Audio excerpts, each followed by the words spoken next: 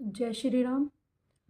आज 15 दिसंबर 2025 और पौ माह का कृष्ण पक्ष का एकादशी तिथि है और हम वाल्मीकि जी की रामायण का बालकांड का 7वां सर्ग पढ़ रहे हैं। 7वां सर्ग है महाराज दशरथ के मंत्रियों का वर्णन।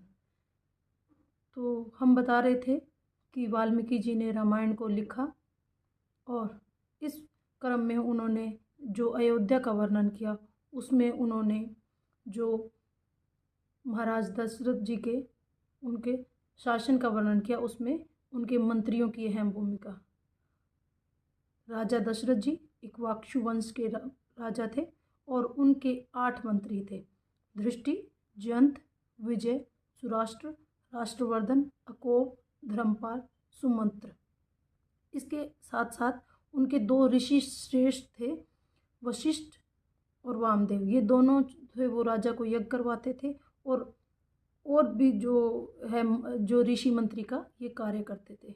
और इसके साथ साथ जो कुछ अन्य ऋषि थे वो भी मंत्री का कार्य करते थे, जैसे सुयग, जाबाली, कश्यप, गौतम, दीर्घायु, मार्कंडेय, कात्यायन ऋषि आदि भी थे। तो इन सबका मतलब है कि राजा ने जो मंत्री रखे थे, इसके साथ जो ऋषि मंत्री थे, उनका उद्देश्य था कि जनता में न्याय की बहाली करना और शासन को जो न्याय शास्त्र के अनुसार, नीति शास्त्र के अनुसार चलाना।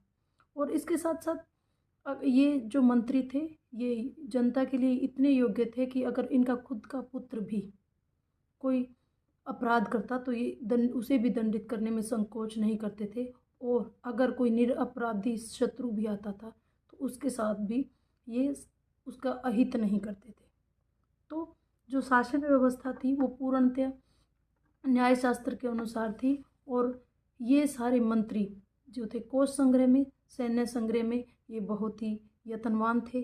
और जो संधि है और विग्रह में, जब किसी के साथ लड़ाई होती है, युद्ध होता है, तो संधि करने में, विग्रह में निपुण थे, बड़े ही व्यवहार कुशल थे और प्रियभाषी थे। राजा दशरथ जी का जो हम अयोध्या का काल बताते हैं वो एक सुखी इसीलिए भी था क्योंकि उन्होंने अपने जो पूरे उन परीक्षा के आधार पर मंत्रियों की नियुक्ति करी हुई थी और वो जो मंत्री थे वो सर्वज्ञानी थे, मृदुभाषी थे और न्यायपूर्ण थे और वो सबका हितकारी, अनुरागी, सूक्ष्मदर्शी और सामर्थ्यशाली मंत्रियों को मंत्रालय उनके पास था। इसी कारण